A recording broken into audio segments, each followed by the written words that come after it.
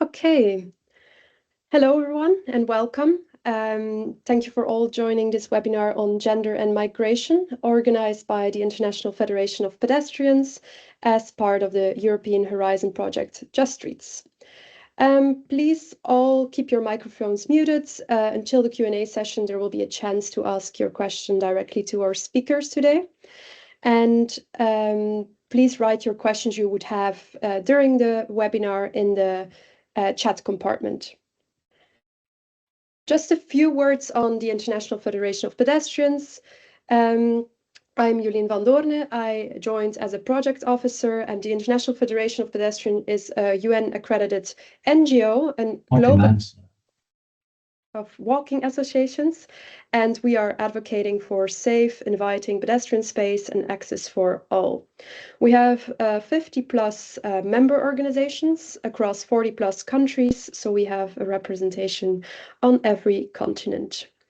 Before providing a bit of context of today's webinar and discussion, I would like to give the floor to Paula, our Communications Director of Just Streets, who will briefly introduce you to the project Just Streets. Paula, the floor is yours. Thank you, Julian. Good morning, everyone. If you are joining us again after last week's webinar, welcome back.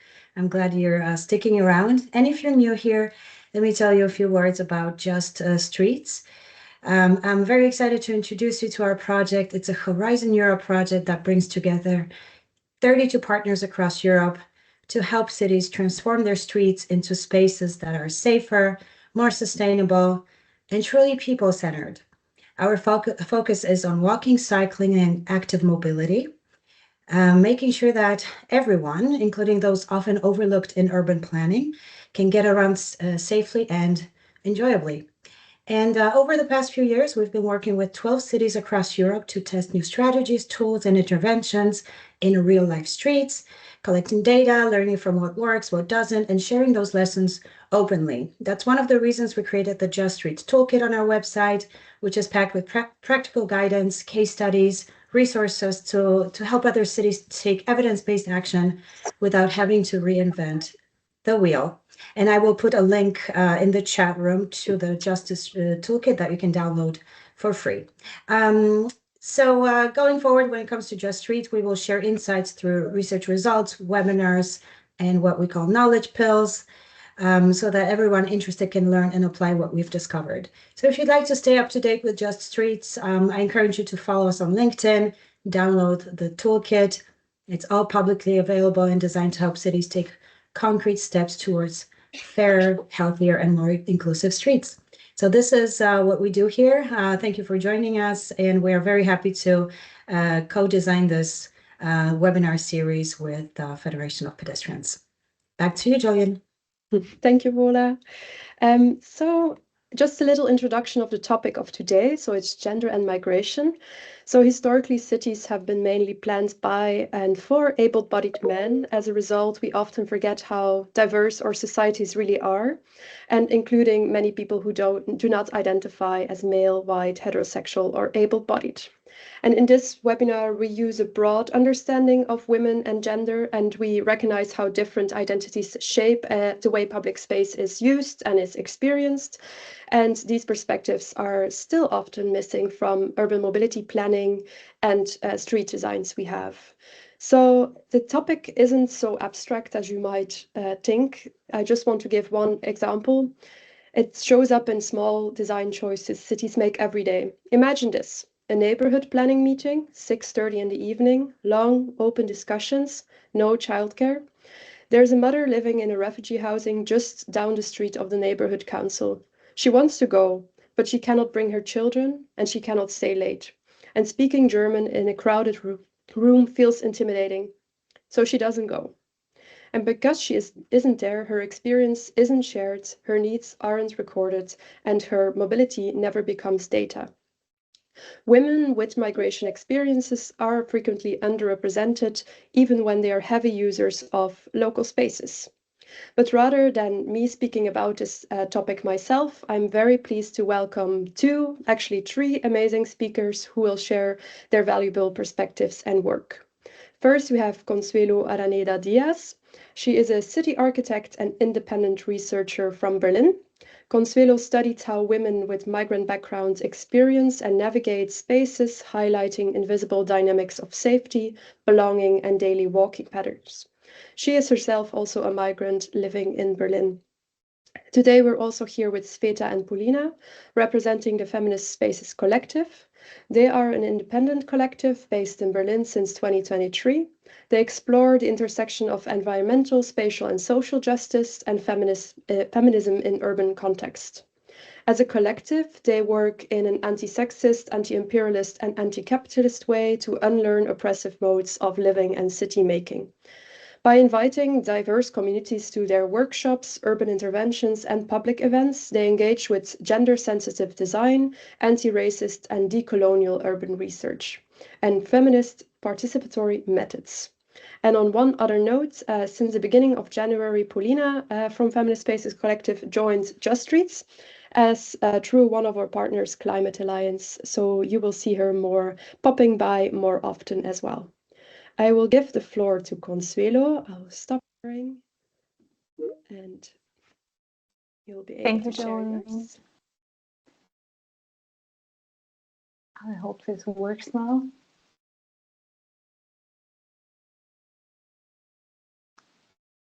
Are you seeing my screen? Yes, we see. Yes? Perfect, Great. yes. Thank you. Good morning, everyone. I'm very happy to be here today. We met in Walk 21 a past months ago, and it was super nice to chat. So I would love to share a bit of the insight of this research I did a few years ago. So today I will start telling you a story because this is all about stories. This one starts in 2022 when I first arrived in Berlin.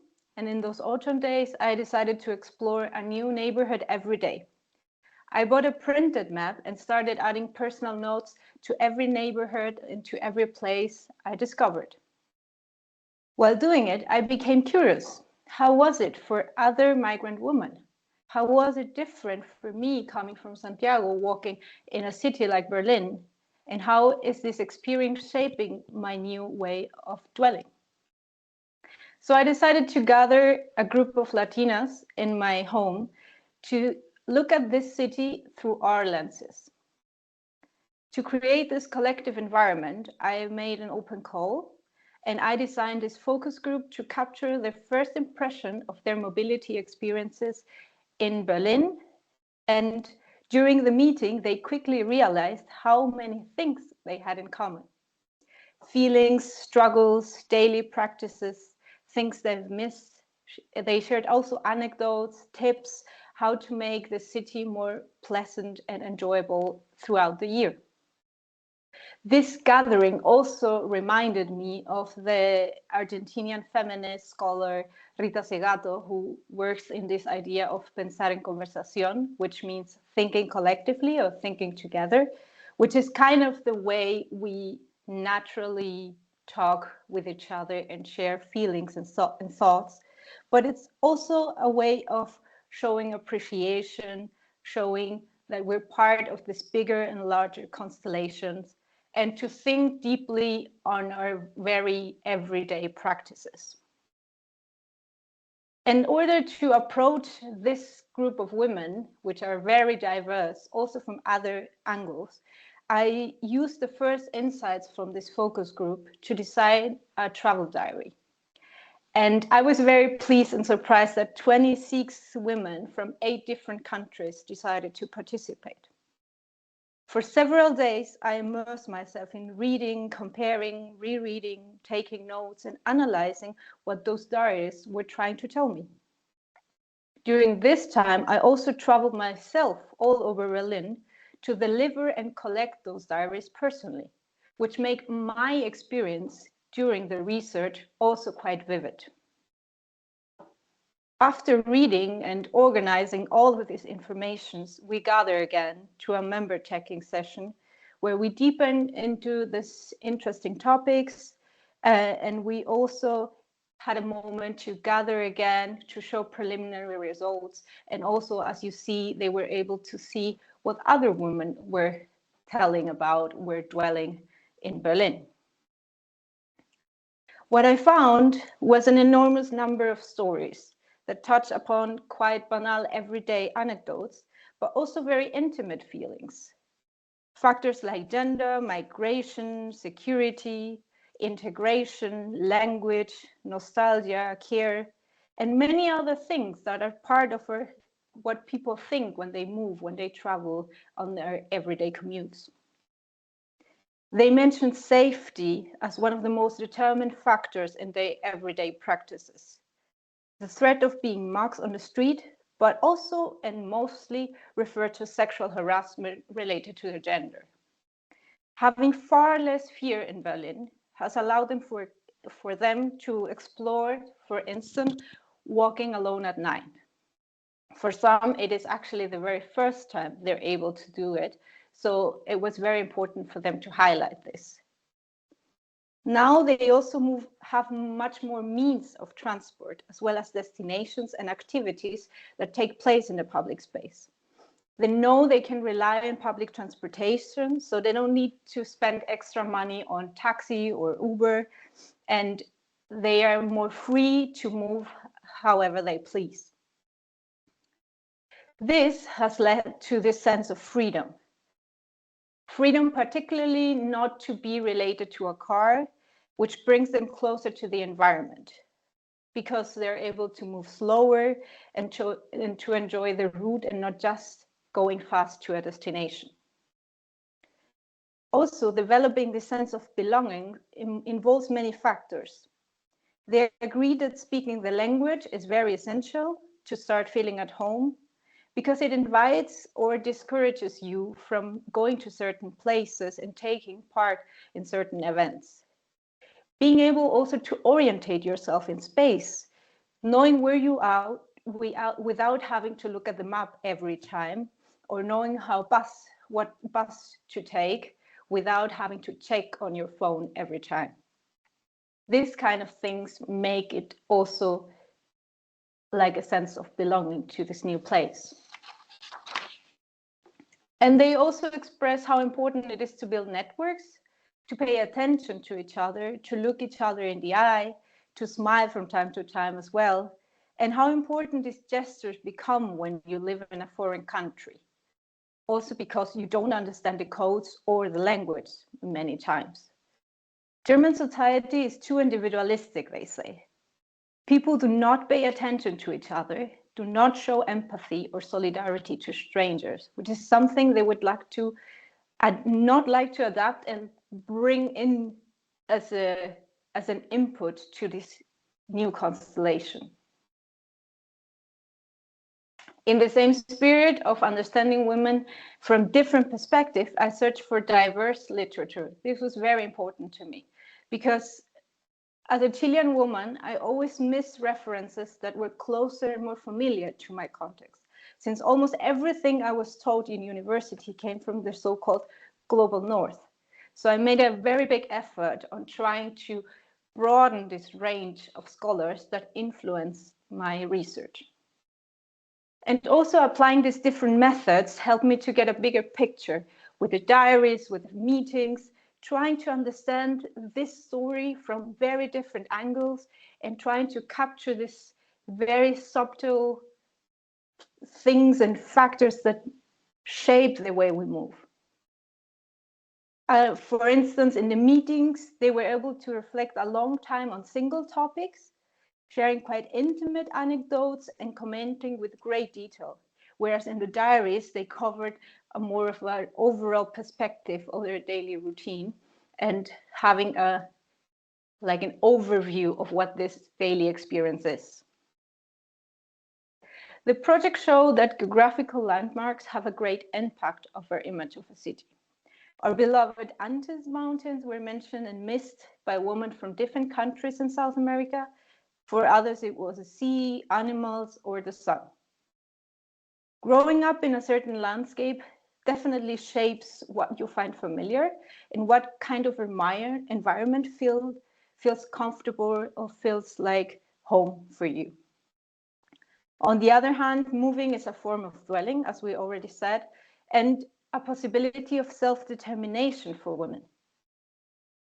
It can also be a source of pleasure. Women here move more, they move safer and happily. Even they can also choose how they move, and which allows them for this kind of pleasure trips and not just efficient routes that goes from A to B. Walking and cycling in particular, because they involve the body, allow for spontaneous stops, detours, and this pleasurable journey. Migration also proved to be a way of reshaping one's own practices and identity.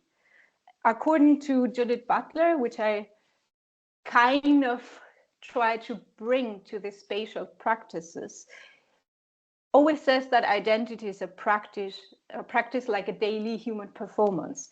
And in that sense, I would say this kind of new ways of performing in public space, new ways of dwelling in this environment, makes us rethink and reshape our own identity as well. Migration challenged this stability by forcing us also to reflect on those practices and making it possible for us to mutate, to reshape, and to develop ourselves in new possibilities.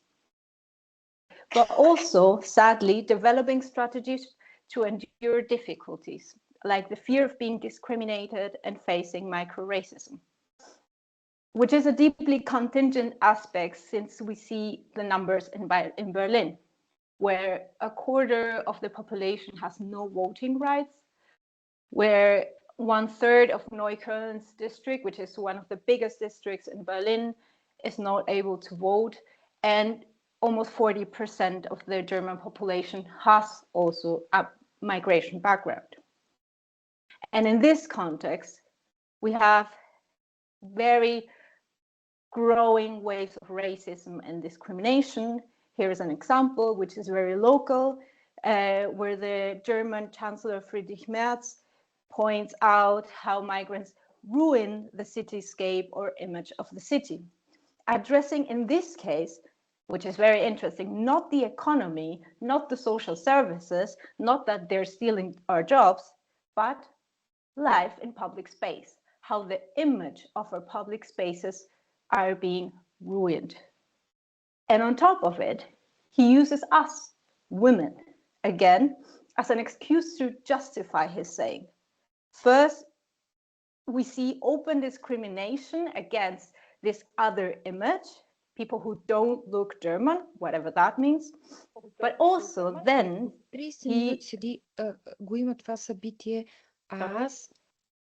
I think someone needs to mute herself. And secondly, on top, he's using us women to patronize his behavior and arguing that he's trying to protect female German women from this possible threat. So I wanted to highlight this because this happened after the research, and I think it's a quite crucial point in today's discussion, not just in Berlin. I wanted to highlight this example because it's in Berlin, but we see it all over the world. And I think it's increasingly raising a topic, an issue in the way migrants are being able to dwell in other countries. So to end, I want to highlight again that every place can be told by many voices, as we just saw, and each voice has its own story. This work was for me a search for a more modest and delicate urban design. It hopes to contribute to urban studies with a focus on gender, but opening this perspective, understanding mobility, migration, and spatiality as different aspects that come together in the public sphere. This was the most important quote for me from the whole research, that this woman is able to walk alone at night. And this kind of quotes is for me an attempt to respect those unique practices of everyday life and how this shapes our urban environment. Thank you very much. Thank you, Consuelo. I wanted to invite everybody who has questions for our speaker to put them in the comments. I see they're already coming in. We will address them after our second speaker, or the other two speakers from the same organization will join us. So now I would like to welcome Paulina and Sveta from, from the Feminist Spaces Collective in Berlin, Germany. They will share the ups and downs and lessons learned from the workshops they have run and a lot more. So now the floor is yours. I'm not sure which one goes first. Hello, can you hear me well? Yes, okay. So I'm gonna share my screen. And yeah, so my name is Sveta, and I'm here today with Paulina, and we present the Feminist Spaces Collective and the work that we did in the last 3 years. There's currently 4 of us in the collective, and so we mostly come from the academic background, and of course that's kind of shapes the approach and the practice. And our background is in urban studies, gender studies, and anthropology. Also, we share the migration background, and some of us identify as queer. This also shapes our positionality and how we approach our work. So here on the slide, you can see what the kind of topics we mostly work with. This kind of a map and overview of what we do. We're not going to go into details about this map, but it kind of shows some of the approaches that we guides our practice, but also who we work with. And today we're going to use a lot the acronym ℂ𝕠𝕟𝕣. ℂ𝕠𝕟𝕣 is a German acronym for Frauen, women, lesbian, intersex, non-binary, trans, and agender people. Also, asterisk stays for the people that do not fit into these categories, but still feel the gender-based oppression. And we use this term because it's more inclusive than just saying woman, because it acknowledges the other identities that are suffering and oppressed under patriarchy, and it excludes the assumptions about someone's gender. So in this slide, you can see on the left side, that's kind of main communities that we focus on in our work. And on the right side is more like professional, let's say, groups that we also address the topics of intersectional feminism in the context of environmental justice. And today we're going to focus on how we work with ℂ𝕠𝕟𝕣, who has a migration background. And Paulina, I'm going to tell you more about our case study. Yes, so to make it a bit more concrete, we had one case from the practice that also was a nice learning journey for us, and that's why we thought it would be a nice learning journey for all of us to share today. We did a workshop in a green space in Berlin-Hellersdorf. It's a neighborhood on the outskirts of Berlin, and we did it together with BEN. BEN, it's an organization that it's also an acronym that stands for Berlin entwickelt neue Nachbarschaften, which means Berlin develops new neighborhoods. And it's a city program that aims to strengthen social cohesion in neighborhoods where refugee housing is present, or where there is a high number of newcomers who live in the neighborhood. And the idea is to support connections between long-term residents and newcomers, and to do this through different local activities, events, and community formats. And yeah, we were invited by Ben to make and design a workshop as part of their neighborhood program. And the idea was to do this within the group that comes there on the days explicitly for flinters. And here we wanted to share what we had initially in mind and what was the idea of the workshop and what information did we have when we planned it.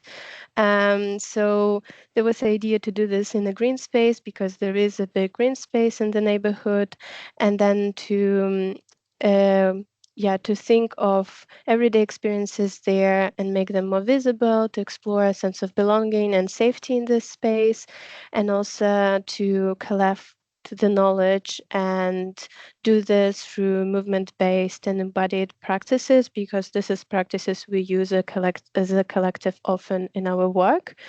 And as I said, the audience was the Flinter residents who already kind of connected to Ben.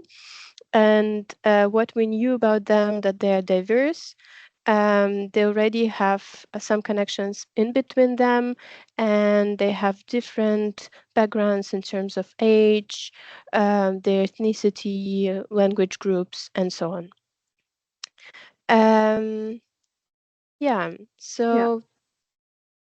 So what we initially planned, we're going to share it with you. So the first thing is like arrival, an icebreaker to get to know each other. It's very important for us to actually set an intention at the beginning that we want to create a safer space and to build some trust between the participants and also between us and the participants, because we got to, like at the workshop, usually touch a very sensitive topics like safety, exclusion, and vulnerability. And the second step was to walk in the smaller groups and explore the park. And to do that, we prepared some guide with a question to spark the conversation. And the third part was coming back together and having a collective reflection. And who actually came to the workshop, what happened during this workshop and who came made us to actually change a lot and adapt at the moment. And in the end, we had 9 women, roughly aged between 30 and 60. One woman came with 2 children, aged 6 or 7 years old. All of them were residents from a refugee housing facility that was near the park. And the group was entirely Afghan women.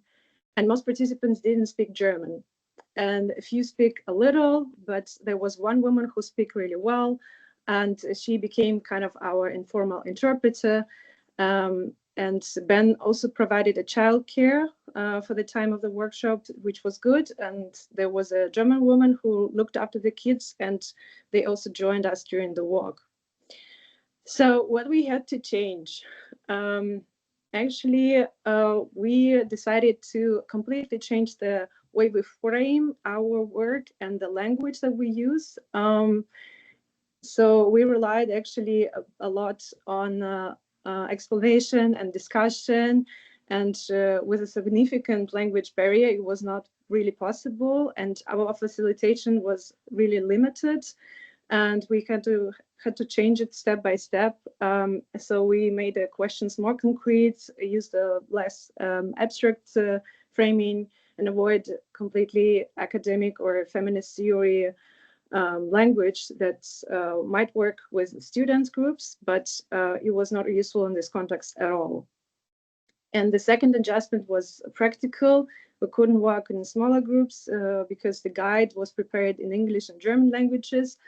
And having only one interpreter would be not possible to have interpreter in each group. So we stayed as a one group as well. And also a group who preferred to sit on the benches, have some rest during the walk. We actually prioritized the discussions, group discussion, then individual park exploration. And that's why the collective reflection also came into place at the same time when we had the group discussion. So, and Polina, I'm going to share what we learned from this. Yes. Just to say that although there were some challenges, it was still very meaningful because you could, like, by this small exchange we had, you can already see that the park is not serving the needs of this group at all, that the design is not reflecting their everyday routines and needs. And for example, there was no public toilet, no comfortable spaces to stay as a large family group, and no space for small children, and poor lighting. And maybe a context why is it important for this group is that for them, their cultural praxis is to come as a big families and to stay long with each other in public spaces. And they spent, as they said, they spent like 7 hours in this park. And to do this without toilet or amenities for children is really harsh and difficult for them, but there is no alternative in the neighborhood as well. So yeah, and this is just example of what happened. And then we thought to share what we would do differently next time and what we do actually do differently. Yeah, as you can see here, we would not rely this much on like descriptive methods where we need to talk or discuss, and rather use more visual and embodied practices and have more simple interactions with space. Yeah, and also, for example, we use often exercises to show the diversity, because we often work with mixed groups, and we had an idea to have like a social choreography where you can see visually how different we are in our perceptions of the space. But with such a homogeneous group, it doesn't work. It doesn't mean that that's bad. It's just it doesn't produce this diversity that is a starting point for discussion, and therefore you just need to focus on more discussing common perspective rather than highlighting differences. And the key shift would be to less talk about the space and work more with the space through those simple and accessible and visual actions. So participation could be on different levels of knowing the common language we speak with each other. And we already use those practices, as I said, so we will show 2 examples quickly on the next slides. Yeah, the first example is a body mapping practice that helps translate the life experience in public space into a visual map of the body, which is your body, and also at the same time a body of the park. Like in our case, it was a park. And participants in this case turn inwards and trying to identify which feelings do they feel and in which part of the body, for example, tension or comfort or alertness, do they feel it in their belly, in their throat, in their fingers, and these sensations are located in the specific parts of the body, but also they are connected to concrete parts of the park or territory. It also could be triggered by the noises, by the social interactions, the path, the lighting, anything that's becomes a content of the park and our experience. These insights could be used to actually think about what could be changed in the space to make it more supportive. And body mapping is inspired by decolonial and community-based practices, and it's also used in research. For example, geographer ℂ𝕠𝕟𝕬 𝐺𝐨𝐮'𝐥𝐥 applied feminist body mapping with Amazonian indigenous girls in Bolivia, and she used it to understand how infrastructure development impacted the experiences of girls in their everyday life. We used this method to, because it works across different languages, it's focused on your body and allows people to share without long explanations, and creates actionable insights for more inclusive green spaces. And we already used it a couple of times last year with splinter groups. And then another example is a sensory walk. It's a practice where you try to experience the space through your senses and not your vision, because most of information we perceive for people who have vision is through our eyes, and to experience the space differently and to think out of the box, it helps to close them and to guide through the space with other senses. And normally you do this as a group, so there is one person who guides another and helps also to showcase maybe some textures and to create safety. And then you switch, and the second person experiences the space once again. And what happens afterwards depends on the group. Sometimes you can reconcile and have a shared reflection and discussion and unpack some of the experiences and thoughts that appeared, or it could be translated into a simple map of the space, so you are a bit more light on the language. Or could be combined of any other documentation of your imagination. You can experiment with this, and we use it because it helps to bring those new perspectives, activate different senses, and also maybe to think of some of the experiences in the space that are not on the surface, so that are a bit hidden in our bodily experiences when we go out. So that's a very nice opportunity to use those embodied methods in practice, and we used it with teenagers, which is also a nice low threshold method for them, but also with adults for the last actually 3 years. It was quite a long journey. We used this in our work.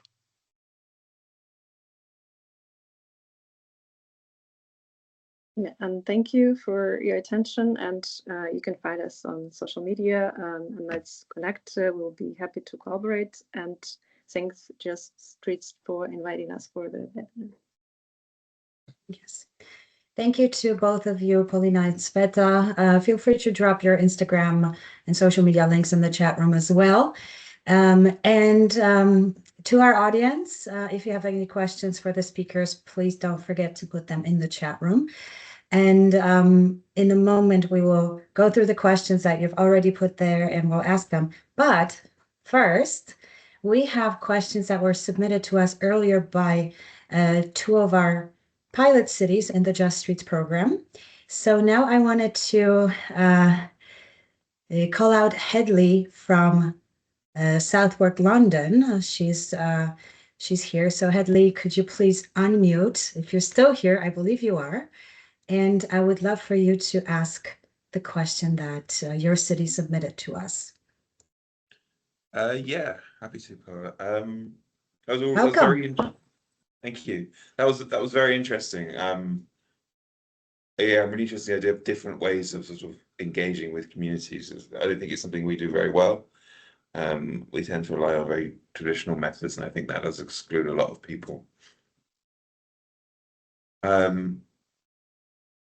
One thing I'd be interested in understanding everyone's sort of thoughts on how do we take what you learn in these sort of these sessions, these meetings with different people, and turn it into like an idea of what we should be trying to deliver when we do transport and public realm projects.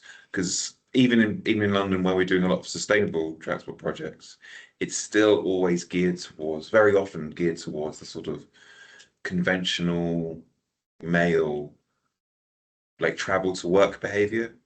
You know, even our new cycle lanes are all about funneling people into the city better. And that's a lot of how transport projects are funded in the UK. It's about how many more people can you get into work. So I'd be interested to know your thoughts on what you've learned and experienced on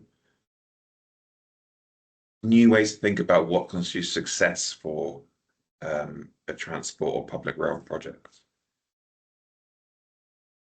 What should we be trying to achieve with it?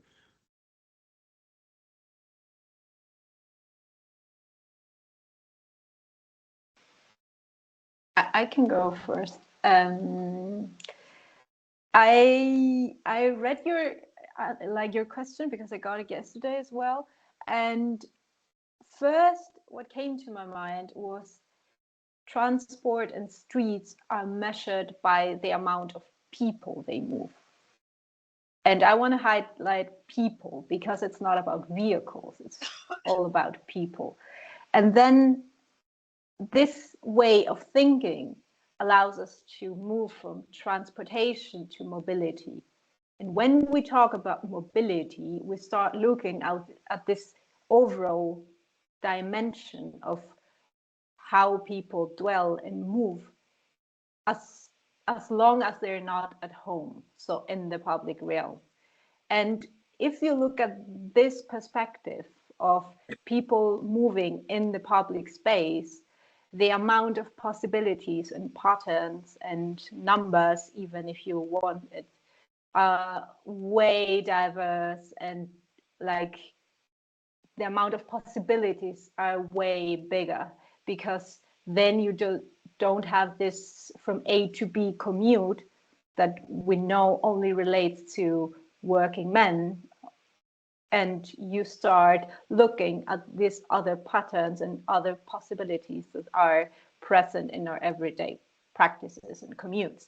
So I would try to start thinking about people and mobility, so we go out from the bus or the tube or whatever vehicle we're measuring, and then start looking at what's happening actually when people move, however they move, but like what is happening there.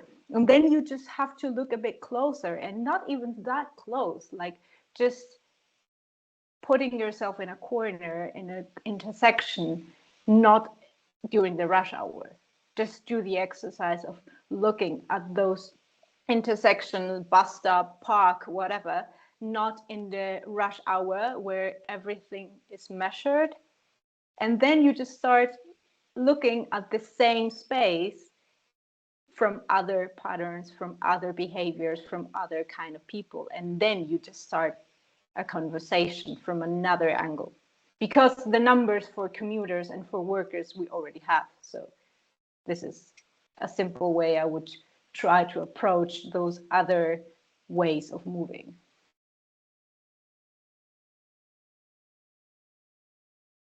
Thank you, Consuelo. Does anybody else want to add to it? Yeah, can I say something? Yeah, so yeah, I completely agree with Consuelo, but also I would approach it that you said it correctly, Hedley, that's it focused on a wage work, and like for cities like to work for the benefit of more vulnerable groups and like invisible groups.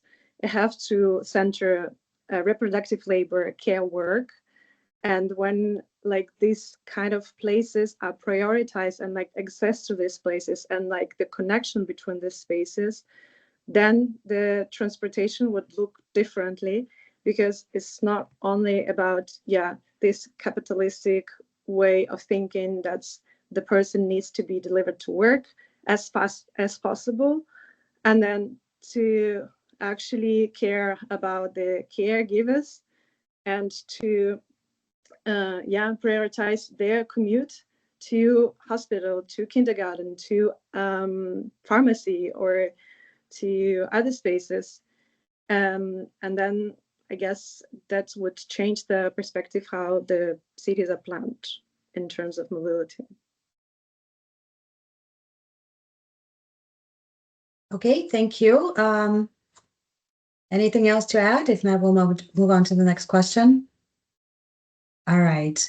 Well, Hedley, thank you very much for your question. Now, let's turn our attention to Italy. From Milan, we have Emma here on the call. Emma, could you unmute yourself and ask your question? Can you hear me? Yes. Yes, we can. Go ahead. Thank you for the presentation, first of all, and also to the organizer for having created this opportunity for us.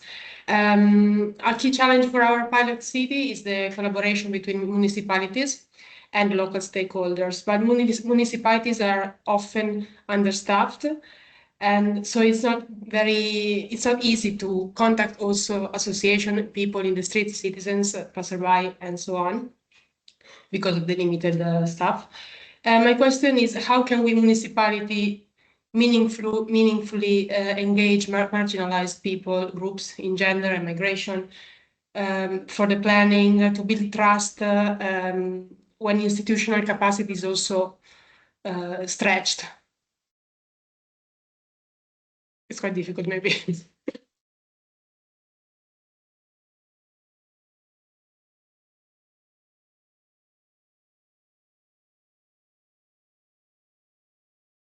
Okay, Emma, thank you. So okay, go ahead. I wanted to reiterate the question. How can municipalities meaningfully engage marginalized groups? We briefly talked about it also with Sveta yesterday. And first of all, I think it's very challenging because of the limited capacities, and that's the sad truth that happens often in cities, and that's like one of the reasons why the planning is planned as it planned now and very exclusive. But we had some thoughts how it could be approached and what possible ways there could be. And one of the things is just to at least have an impulse to try, because if you reach out to people, maybe it happens. Like, so what could it be? Like, engage with students who want to make research on this topic, or who just want to engage, do some internships and engage some people who want to spend their time to work on this. And this, like, one of the examples of what could happen. Other ways could be engage with some already existing communities who maybe care about the neighborhood and they don't need any additional capacities, like to or be paid for this work, because they want to impact what happens. And then you have already a group working on this topic.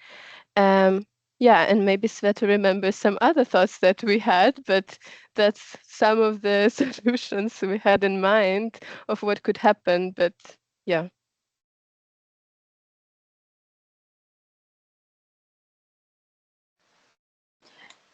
I would like to add also, because I think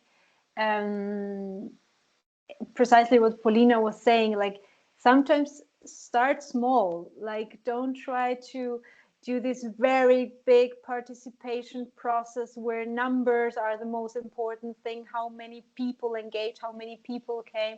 Sometimes starting small, looking at the small community, probably this starting to grow, that's starting to organize, like sometimes looking at this very tiny but very banal things can afterwards start growing. And it's also for you not, it's also possible for you, like starting with a small community, with like small places, and then starting escalating. But I would rather say in this kind of things, when we're talking about vulnerable groups or groups that are less represented, we have to pay more attention and be like more listeners of what the place is trying to tell us, and not just this big advertisement where hundreds of people come, because then they're not going to feel addressed. Thank you very much. I think maybe just to add also, it's often also happened this way with the collective, with me and Sveta and our colleagues, that we were this group that was invited by such people who maybe don't have capacities, but they want to engage with a topic, and then they were reaching out to us. And this is one of the ways, because we were really happy to contribute, at least to do a small step towards something more just in the city design.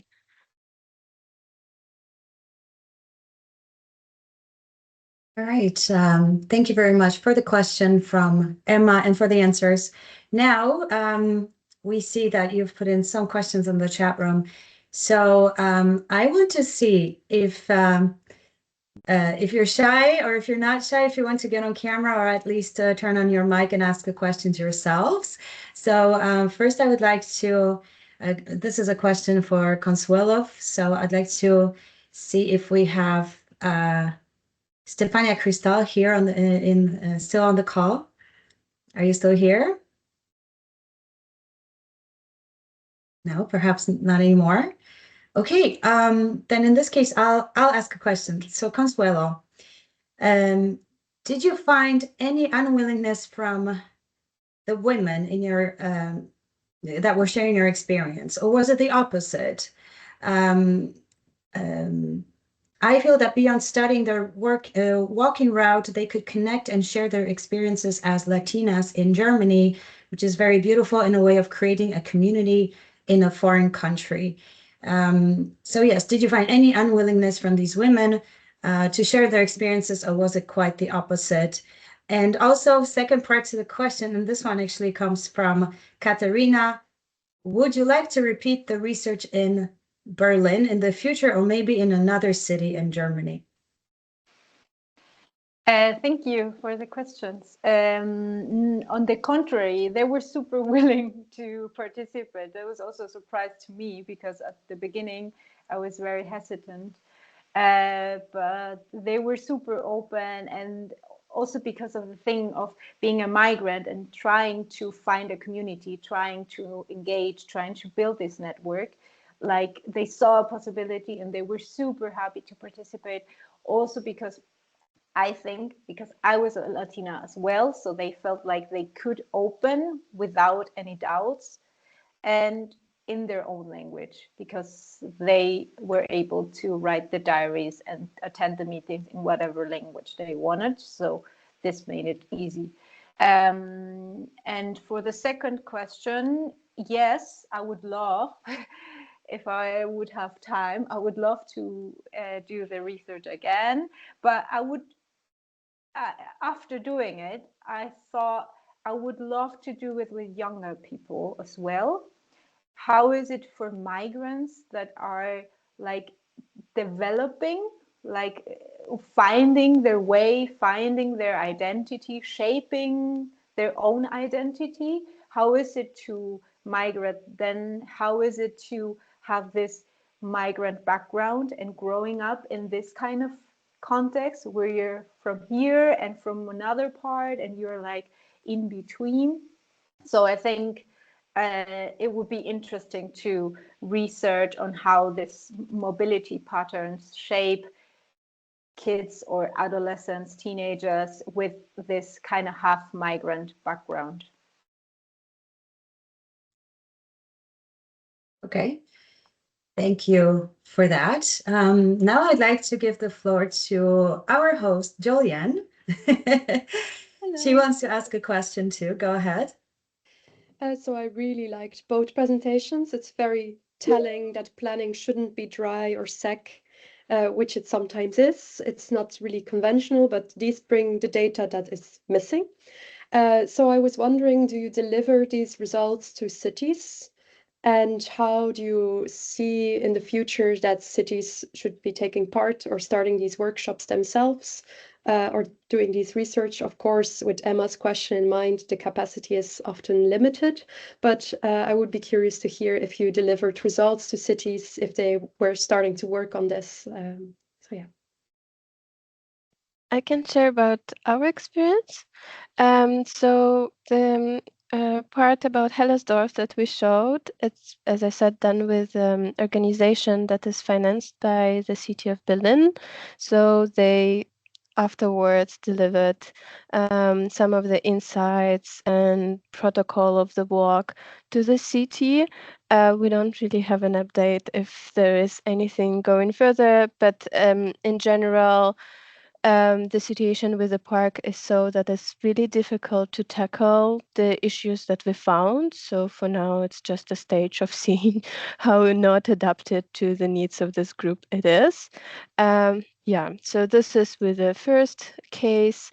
With other cases, we also did it. For example, one of the body mappings that we did was in the park that is being redesigned. And some insights from our work we included into like the proposal of the neighborhood initiative to the group that does the redesigning of the park. And I would also add that kind of the one of the aims of this workshop is not only like to have a practical result at the end to deliver to the city, but also kind of empower Flinte people to reflect on their experiences in public spaces, to understand what they feel, why they feel uncomfortable, that it's not normal and they can change it, and like they can imagine a different space that will be comfortable and supportive for them.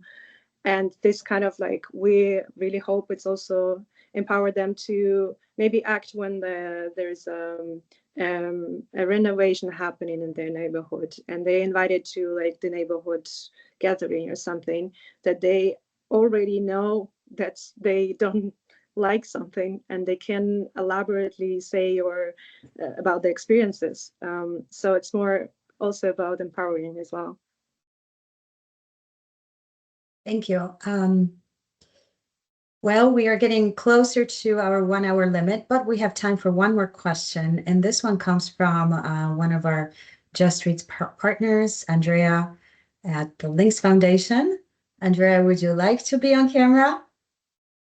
It's okay to say no. Well, now, yes, okay. But sorry, I cannot turn on my camera, so I will gonna only turn on my mic. Yes, I have like many reflections on labeling, because labels make life easier. I mean, when you go to the hospital and you see someone with the white shirt, you know that is a doctor, and it's a way to label people. But on the other hand, when talking about experiences, labeling, it's also a way to limit the human experience, also because we don't fit into only one label, but we are like a multiple dimension of different experience. So I would like to ask, how can we communicate to people really like doing the work, policymakers, practitioners, etc., in a way that is inclusive and consider also all our experiences?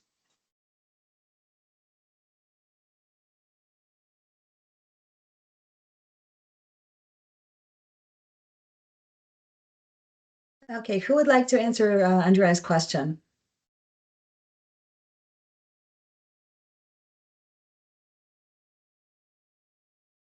Anyone? I can do a brief comment and then you go, because I think Paulina and Sveta have more to say. I just think I completely agree that labels or naming things is relevant. So it makes your life easier, but also your life like hell. So I would say first, not just how we name it, but also what we understand behind the name. Because when we say all women and we just flatten all women and we put them all in the same box, it flattens their experience and it flattens their particularities within this group. So I would say it's not wrong to say Flinta or to say woman or to say queer. It's also what it is behind it, what is the explanation, what you're understanding with it, and how you're approaching a group that is not homogeneous, that has many differences, and that is, to me, more important than just trying to put the best label, because you're never gonna come up with the best label for it, but all what comes behind it or in front of it is, to me, what makes the difference in how you approach this group. Yeah, thank you, Consuelo. Yeah, I completely agree. That's like, it's more important what stays behind the labels, but to, yeah, kind of, I think at this point, like at this point of time, it's still like we need to use the labels, let's say, to actually make a lot of experiences visible. Of course, it's not going to be like very complex if we say like a queer person. Of course, queer person could be a person of color, could experience a disability as well. And how do we put all of these complexities and intersectionalities into kind of a coherent description, because it's not really possible. But at the same time, these labels kind of helps to, makes a lot of experiences visible that were not visible before. And if we kind of talking about gender sensitive design, that's at the very start of that, like 30 years ago, woman was perceived more like as a homogeneous group, and like we need to make cities more like adaptable, like more supportive for women.